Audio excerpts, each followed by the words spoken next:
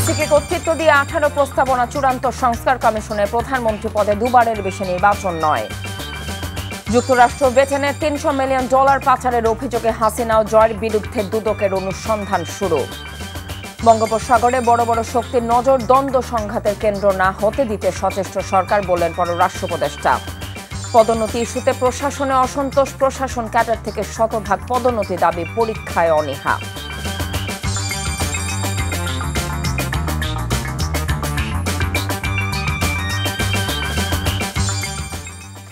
আসসালামু আলাইকুম, কথা নাহিয়ান স্বাগত জানাচ্ছেন টিভির মধ্যরাতের খবরে। ক্রাউন সিমেন্ট শিরোনাম দেখছিলেন, এবার নিয়ে যাব পুরো খবরে।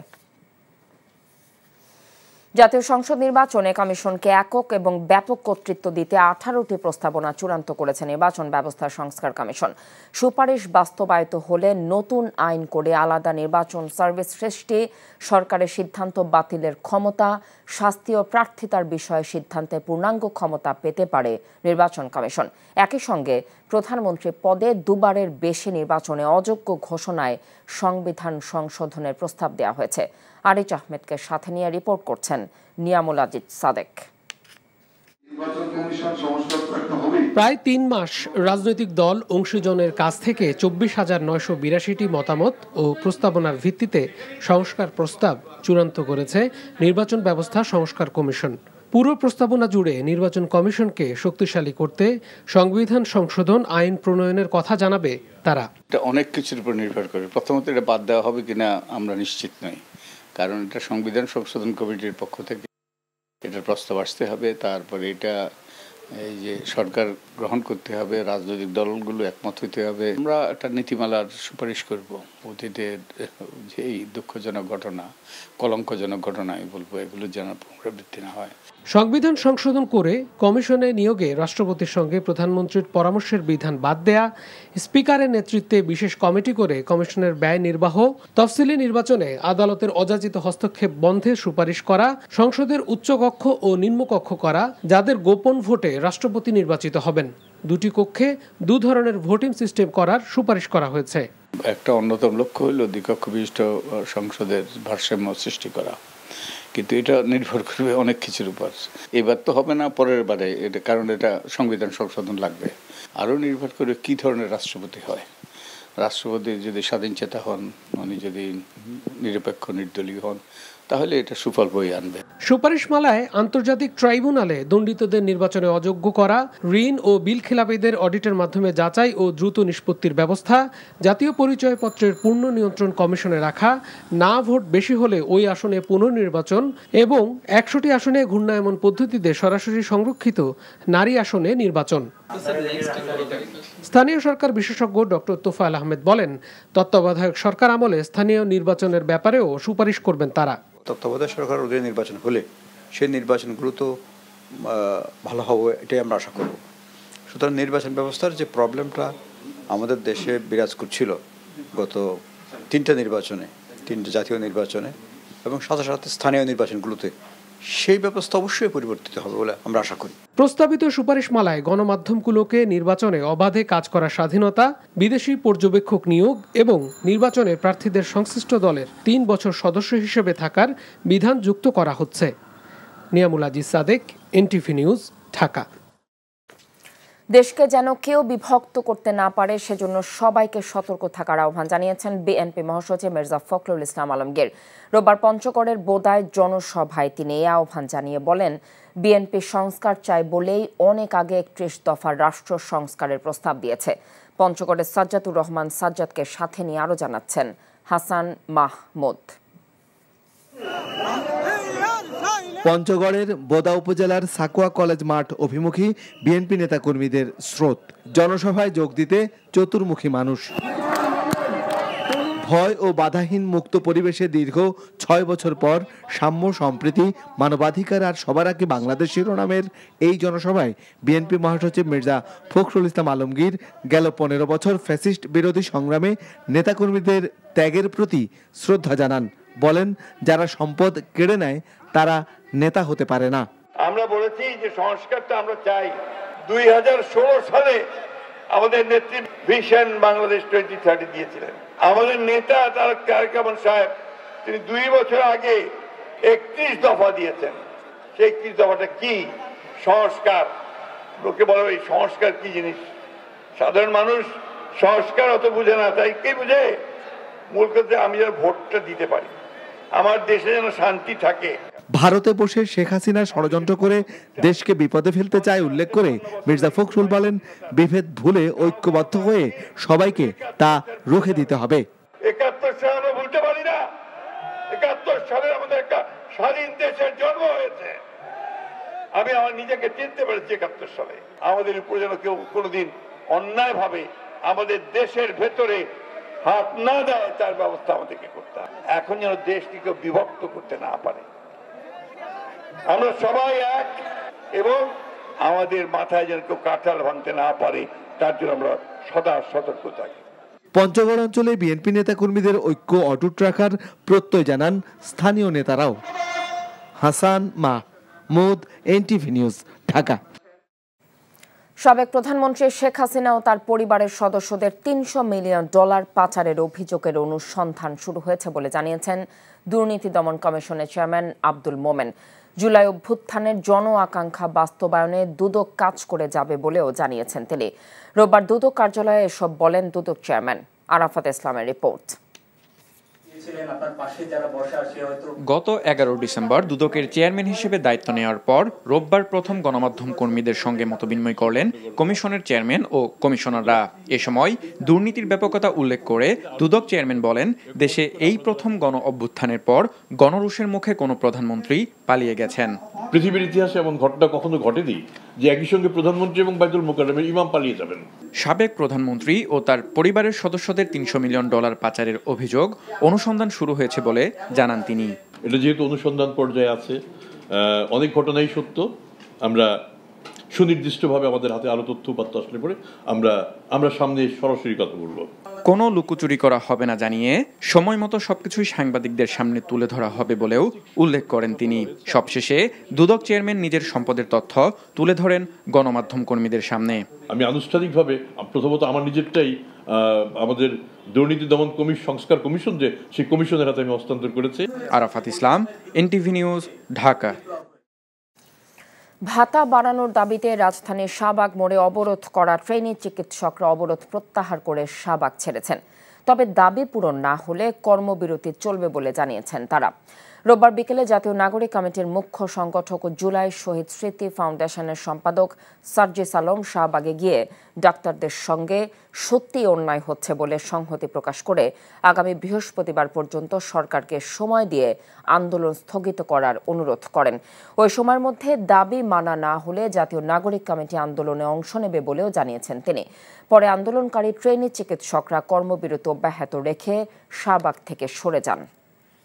আমাদের সাথে ডাক্তার যে ভাই বোনেরা রয়েছেন তারা আমাদের এই অভ্যুত্থানের সহযোদ্ধা, আমাদেরকে তাদের দিকটি দেখতে হবে। যদি এই বৃহস্পতিবার বিকাল 5টার মধ্যে এটি না হয় তাহলে আমরা কথা দিচ্ছি আমরা তাদের সাথে একসাথে রাজপথে নামবো। প্রতিটা পোস্ট গ্রাজুয়েট ট্রেনি ডক্টর নবম গ্রেডের সমমানের স্যালারি এবং সকল সুযোগ সুবিধা পাবে এবং এইটা জানুয়ারি মাস থেকে কার্যকর হবে। এই কমিটমেন্টের ভিত্তিতে আমরা আমাদের রাজপথের কর্মসূচি উদ্যোগ করছি। আমরা রাজপথে থাকছি না বৃহস্পতিবার পর্যন্ত।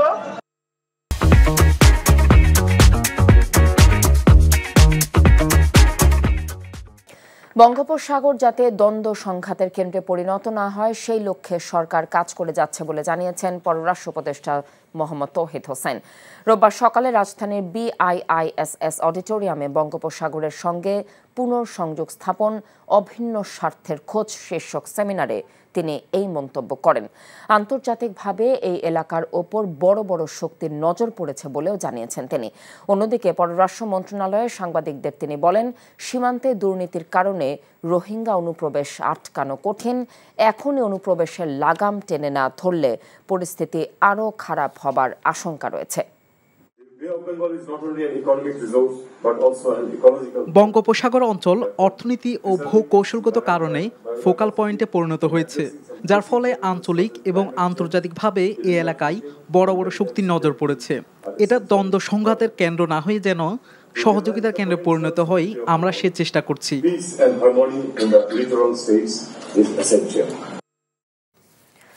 কোটা বা অন্য ক্যাডার থেকে নয়, বরং উপসচিব পদে প্রশাসন ক্যাডার থেকে শতভাগ পদোন্নতি এবং উপসচিব ও যুগ্ম সচিব পদোন্নতিতে পরীক্ষা না দেবার দাবি জানিয়েছে বাংলাদেশ অ্যাডমিনিস্ট্রেটিভ সার্ভিস অ্যাসোসিয়েশন। রোববার সচিবালয়ে জনপ্রশাসন সচিবের দপ্তরের সামনে জড়ো হয়ে এসব দাবি জানিয়েছেন সংগঠনের সদস্যরা। পরে জনপ্রশাসন সচিব জানিয়েছেন, প্রশাসন স্থিতিশীল রেখে সামনে এগিয়ে যাবার লক্ষ্যে কাজ করবে সংস্কার কমিশন। রিপোর্ট করছেন রোকনউদ্দিন। 17 ডিসেম্বর সাংবাদিকদের সাথে মত বিনিময় করে জনপ্রশাসন সংস্কার কমিশনের প্রধান জানিয়েছিলেন, উপসচিব পদে পদোন্নতিতে প্রশাসন ক্যাডারের 50% এবং অন্য সব ক্যাডার থেকে 50% কোটা রাখার সুপারিশ করা হবে। সেই সাথে পদোন্নতি পেতে দিতে হবে পরীক্ষাও। বিষয়টি সামনে আসার পর থেকে প্রতিবাদ জানিয়ে আসছেন প্রশাসন ক্যাডারের সদস্যরা। রোববার সকালে জনপ্রশাসন সচিবের দপ্তরের সামনে জড়ো হন প্রশাসন ক্যাডারের শতাধিক কর্মকর্তা। বৈঠক করেন সচিবের সাথেও। আমরা কিন্তু কোনো ক্যাডারকে প্রশাসন ক্যাডারের পক্ষ থেকে আন্ডারমাইন করছি না। যার যার অবস্থান থেকে যার যার ক্যাডার পদের থেকে তারা উপরের দিকে ওঠার যে সুযোগ আছে, তাদের সুযোগটা অবারিত আছে। সেই জায়গা থেকে আমরা কখনোই কারো বিরুদ্ধাচরণ করছি না। আমরা একটা রাষ্ট্রকে, জনপ্রশাসনকে কোনোভাবে যাতে অস্থিতিশীল না করা হয়, সেই জন্য আমাদের কর্মকর্তারা এখানে এসেছেন বিনীতভাবে অনুরোধ জানানোর জন্য। জনপ্রশাসন সংস্কার কমিশনের সদস্য সচিব ও জনপ্রশাসন সচিব বলেন, কয়েকটি মৌলিক বিষয়ে ভুল বোঝাবুঝি হয়েছে, যা আলোচনা করে ঠিক করা হবে। সংস্কার কমিশনের প্রতিবেদন এখনো খসড়া পর্যায়ে আছে বলেও জানান তিনি। জনপ্রশাসন সংস্কার কমিশন বলতে যা বোঝায়, একটা আমাদের ওয়ার্কশপ বলেন, সেমিনার বলেন, ক্লোজ ডোর ডিসকাশন বলেন অথবা ওপেন ডিসকাশন বলেন, করে একটা মতামত এই কমিশনকে দেওয়া হবে। এটা আজকে তো আমরা মনে করেন এই সপ্তাহের শুরু, আমরা এই সপ্তাহের মধ্যেই করবো ইনশাল্লাহ। এই সরকারকে কতটুকু স্থিতিশীল রেখে জনস্বার্থে জনগণকে নিয়ে আগানো যায়, এটাই আমার লক্ষ্য। 31 ডিসেম্বর পর্যন্ত যে কেউ জনপ্রশাসন সংস্কার কমিশনের কাছে সুপারিশ দিতে পারবে বলেও জানান সচিব। Rokonuddin, NTV news, Dhaka.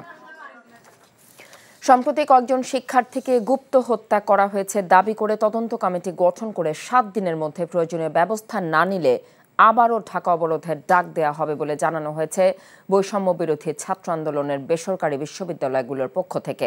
রোববার বিকেলে সচিবালয়ের স্বরাষ্ট্র উপদেষ্টার কাছে তাদের নিরাপত্তা সহ 4 দফা দাবি সম্বলিত স্মারকলিপি তুলে দিয়ে এসব কথা বলেন শিক্ষার্থীরা। উক্ত দাবিগুলি যদি আগামী 48 ঘন্টার মধ্যে পূরণ না হয়, কিংবা এর প্রতি আমরা যদি কোনো দৃশ্যমান আচরণ না দেখি আমাদের এই দাবিগুলোর প্রতি, তাহলে আমরা এখান থেকে কঠোর পদক্ষেপ নিতে বাধ্য হব এবং সেই কঠোর পদক্ষেপ আমরা ঢাকা অচলের মতো আরও কঠিন পদক্ষেপ নিতে বাধ্য হব। গণঅভ্যুত্থানের পর রাহাত ফাতে আলী খানের মতো সঙ্গীত শিল্পীর কনসার্ট প্রয়োজন ছিল জানিয়ে তথ্য সম্প্রচার উপদেষ্টা নাহিদ ইসলাম বলেছেন, গণতান্ত্রিক ও ভারসাম্যপূর্ণ দক্ষিণ এশিয়া দেখতে চায় বর্তমান সরকার। রোববার বিকেলে সচিবালয়ে তার সাথে রাহাত ফাতে আলী খানের সাক্ষাৎ শেষে এসব কথা বলেন তিনি। আর পাকিস্তানি হিসেবে সব সময় বাংলাদেশের পাশে আছেন বলেও জানিয়েছেন রাহাত ফাতে আলী খান।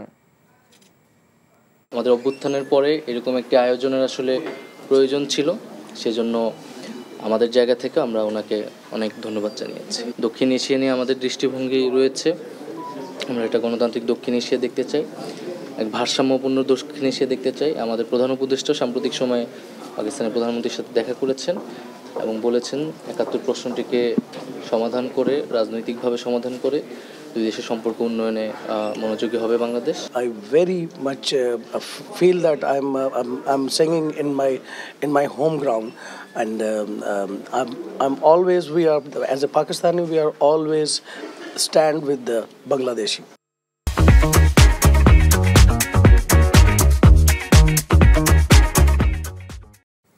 বাংলাদেশ পুলিশ বাহিনীতে নারী পুলিশের সংকট রয়েছে। ভিকটিমদের পরিপূর্ণ সহযোগিতার ক্ষেত্রে নানান রকমের সমস্যায় ভুগছেন তারা। তাই বাহিনীতে নারী পুলিশের সংখ্যা বাড়ানোর কথা জানিয়েছেন পুলিশ সংস্কার কমিশনের প্রধান সফররাজ হোসাইন। রোববার সকালে রাজধানীর সেগুনবাগিচায় আন্তর্জাতিক মাতৃভাষা ইনস্টিটিউটে পুলিশ সংস্কার কমিশনের সাথে বাংলাদেশ পুলিশ উইমেন্স নেটওয়ার্কের আলোচনা সভায় একথা বলেন তিনি। বলেন, প্রতিটি থানায় হেল্প ডেস্ক কল সেন্টার সহ গুরুত্বপূর্ণ স্থানে নারী পুলিশের ভূমিকা গুরুত্বপূর্ণ। তবে বাহিনীতে নারী কম থাকায় তা অনেকটাই সম্ভব হচ্ছে না। কমিশনের প্রধান বলেন, কনস্টেবল থেকে শুরু করে এসপি র্যাঙ্কে সব স্থানেই নারীদের সংখ্যা বাড়াতে হবে। এছাড়াও অপরাধী ধরতে বাসা বাড়িতে সার্চ ওয়ারেন্ট নিয়ে নারী পুলিশ সঙ্গে থাকা প্রয়োজন বলেও জানিয়েছেন তিনি। একটা হেল্প ডেস্কে একজন মহিলা সাব ইন্সপেক্টর, একজন এএসআই এবং সাপোর্টিং কনস্টেবল মহিলা থাকবে। এটা মিনিমাম, এটা আমরা সুপারিশ করব মিনিমাম। তার কারণ মিনিমাম শুধু না, খালি থানাতে শুধু থাকলে চলবে না। আপনার বাড়িঘর যখন সার্চ করতে যাবে সেখানে একজন মহিলা থাকা উচিত, বিশেষ করে বডি সার্চ করতে গেলে। পুলিশ ডিপার্টমেন্টকে চালাতে হয়, আমরা উপর দিকে মহিলা কন্টিনিউয়াস রিক্রুটমেন্ট করতে হবে। অস্ত্র বিস্ফোরক সহ 4 মামলায় যশোর জেলা আওয়ামী লীগের 167 নেতাকর্মী আদালতে আত্মসমর্পণ করেছেন। এর মধ্যে 42 জনকে জামিন দিয়েছে বিচারক এবং অন্যদের কারাগারে পাঠানো হয়েছে। রোববার দুপুরে জুডিশিয়াল ম্যাজিস্ট্রেট পলাশ কুমারের আদালতে অভয়নগর থানার 2 মামলায় 105 এবং কেশবপুর থানার 1টি মামলায় 42 জন আওয়ামী লীগ নেতাকর্মী আত্মসমর্পণ করেন। শুনানি শেষে বিচারক কেশবপুর থানার মামলায় আত্মসমর্পণকারী 42 জনকে জামিন দেন, আর অভয়নগর থানার মামলায় 105 জনকে কারাগারে পাঠানোর নির্দেশ দেওয়া হয়। কোতোয়ালি মডেল থানার পর এক মামলায় আওয়ামী লীগের 20 নেতাকর্মী জুডিশিয়াল ম্যাজিস্ট্রেট গোলাম কিবরিয়ার আদালতে আত্মসমর্পণ করলে তাদের কারাগারে পাঠানো হয়। এদিকে আসামি পক্ষের আইনজীবী কবির হোসেন জনিকে রাতে শহরের দরটানা এলাকা থেকে গ্রেফতার করেছে ডিবি পুলিশ। শেখ হাসিনার প্রেস উইংয়ের দায়িত্ব ছিল নেতিবাচক সংবাদ ঠেকানো, এমন মন্তব্য করে প্রধান উপদেষ্টার প্রেস সচিব শফিকুল আলম বলেছেন, বর্তমান অন্তর্বর্তী সরকার এমন আচরণ করে না। সাংবাদিকদের শক্তিশালী সংগঠন তৈরি করতে সরকারের প্রচেষ্টা রয়েছে বলেও জানিয়েছেন তিনি। রোববার রাজধানী ঢাকায় আয়োজিত এক সেমিনারে গণমাধ্যম সংস্কার কমিশনের প্রধান কামাল আহমেদ বলেন, সংবাদ মাধ্যমের দায়িত্বশীলতা আর জবাবদিহিতা নিশ্চিতে কাজ করছে কমিশন। নাজিবুর রহমানের রিপোর্ট। বিগত আওয়ামী লীগ সরকারের স্বৈরশাসনের অধীনে গণমাধ্যমও ছিল অসহায়। চেষ্টা করেও স্বাধীন গণমাধ্যমের কাতারে যেতে পারেনি অনেকে। এমন অবস্থার পরিবর্তন আনতে centre for governance studies CGS আয়োজিত উন্মুক্ত আলোচনায় বসেন জ্যেষ্ঠ সাংবাদিক ও গণমাধ্যম সংস্কার কমিশনের সদস্যরা। ছিলেন প্রধান উপদেষ্টার প্রেস সচিবও। রাজধানীর সিরডাপ মিলনায়তনে গণতান্ত্রিক পুনর্গঠনের জন্য সংলাপ গণমাধ্যম প্রসঙ্গ শীর্ষক সেমিনারে স্বাধীন সাংবাদিকতার মূল বাধা ও গণমাধ্যম কর্মীদের বেতন ভাতা নিয়ে সমালোচনা করেন আলোচকরা। 80% সাংবাদিক 10,000 টাকার কম বেতন পায়।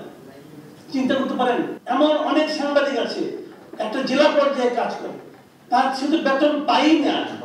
যার যে তাকে নিয়োগ দেয়, কার্ড দেয়, সে তাকে বলে যে তুমি কত আমাকে দিবা প্রতি মাসে। সেলফ সেন্সরশিপে আমরা একদম কাবু হয়ে পড়েছি।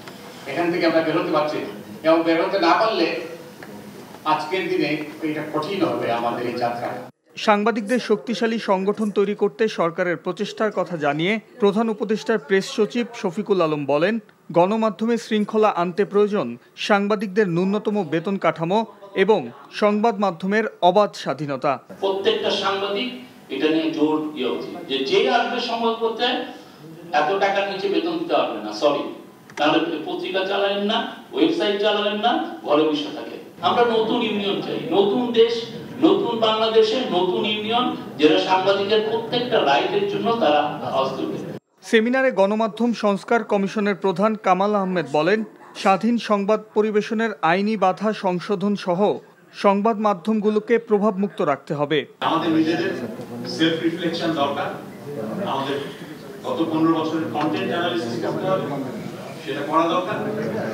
আরেকটা বলি, বিভিন্ন সংস্থার হস্তক্ষেপ, এই হস্তক্ষেপ বন্ধ করার সাহস আমাদেরকেই অর্জন করতে হবে।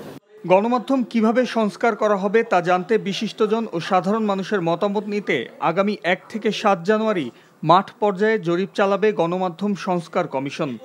Najibur Rahman, NTV news, Dhaka. দর্শক, শুভানুধ্যায়ী ও বিশিষ্টজনদের সাথে মত বিনিময় করেছে কানাডা ভিত্তিক অনলাইন গণমাধ্যম নাগরিক টিভির সাংবাদিক নাজমুস সাকিব ও টিটু রহমান। রোববার সন্ধ্যায় বনানী ক্লাবে মত বিনিময় সভায় তারা দীর্ঘ 5 বছর প্রবাসে থেকেও আওয়ামী দুঃশাসনের বিরুদ্ধে চালিয়ে যাওয়া নিজেদের লড়াই সংগ্রামের কথা তুলে ধরেন। বলেন, কয়েক মাস আগেও দেশে ফেরার কথা চিন্তাও করতে পারেননি। ছাত্র জনতার অভ্যুত্থান সেই সুযোগ করে দিয়েছে। সভায় যোগ দেন ডাকসুর সাবেক ভিপি ও গণ অধিকার পরিষদের সভাপতি নুরুল হক নুরু, এনডিএম চেয়ারম্যান ববি হাজ্জাত সহ বিভিন্ন রাজনৈতিক নেতা, সাংবাদিক, আমলা ও সামরিক কর্মকর্তারা।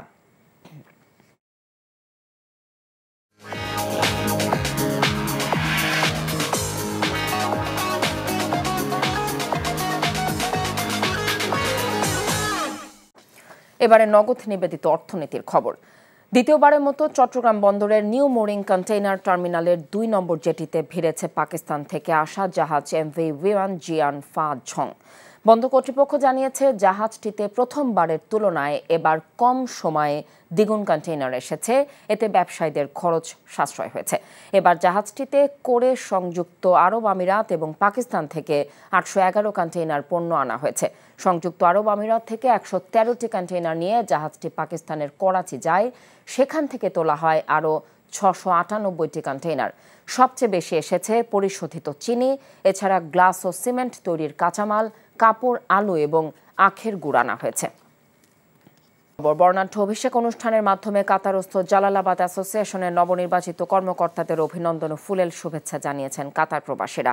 কাতার প্রতিনিধি আমিনুল হক কাজল জানিয়েছেন, মাহবুবুর রহমান চৌধুরীকে সভাপতি, আহমেদ মালেককে সাধারণ সম্পাদক ঘোষণা করেন রাষ্ট্রদূত মোহাম্মদ নজরুল ইসলাম।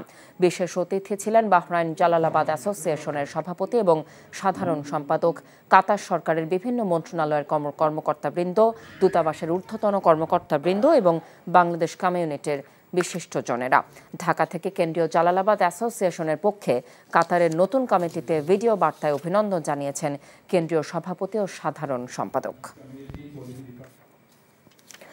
সৌদি আরবের রিয়াদে প্রবাসী লক্ষ্মীপুর জেলা বিএনপির আয়োজনে ৫৪তম বিজয় দিবস উদযাপন এবং বিএনপির ২ নেতাকে সংবর্ধনা দেওয়া হয়েছে। এনটিভি সৌদি আরব প্রতিনিধি জানিয়েছেন, অনুষ্ঠানে সৌদি আরব পূর্বাঞ্চল বিএনপি কেন্দ্রীয় প্রতিষ্ঠাতা ফারুক আহমেদ চানের সঞ্চালনায় সভাপতিত্ব করেন সৌদি আরব প্রবাসী লক্ষ্মীপুর জেলা বিএনপির পৃষ্ঠপোষক আব্দুল্লাল মামুন। বক্তব্য রাখেন সংবর্ধিত প্রধান অতিথি ঢাকা মহানগর বিএনপির সাবেক যুগ্ম সাধারণ সম্পাদক আনোয়ার হোসেন, লক্ষ্মীপুর জেলা যুবদলের যুগ্ম আহ্বায়ক একেএম ফরিদউদ্দিন। এছাড়াও অনুষ্ঠানে বক্তব্য রাখেন সৌদি আরব প্রবাসী লক্ষ্মীপুর জেলা বিএনপির সাধারণ সম্পাদক ফারুদ হোসেন পাটোয়ারি সহ অন্যান্যরা।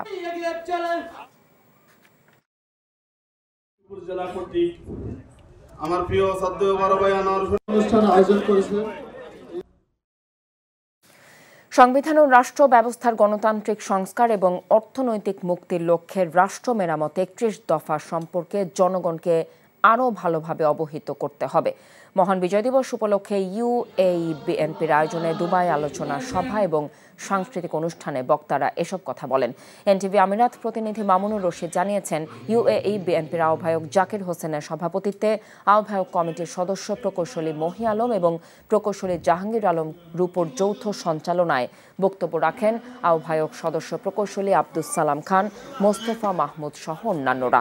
আলোচনা শেষে স্থানীয় শিল্পীদের নিয়ে অনুষ্ঠিত হয় সাংস্কৃতিক অনুষ্ঠান।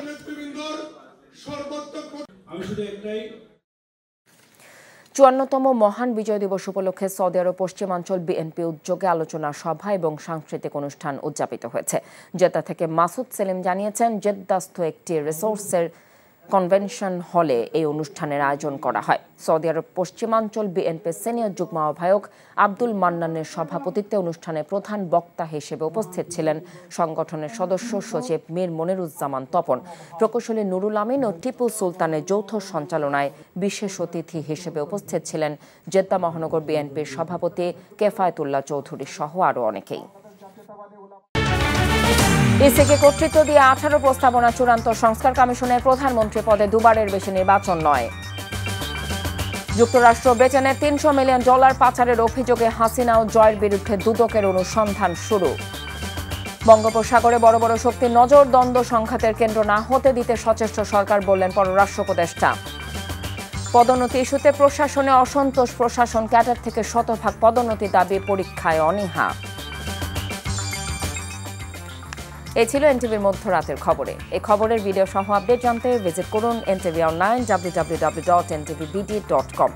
এছাড়াও এনটিভি জনপ্রিয় সব অনুষ্ঠান ও খবরের আপডেট জানতে ভিজিট করুন আমাদের ইউটিউব এবং ভেরিফাইড ফেসবুক পেজ। সকাল 7:30টায় সকালের খবর, দেখার আমন্ত্রণ রইল। এতক্ষণ সাথে থাকার জন্য ধন্যবাদ সবাইকে।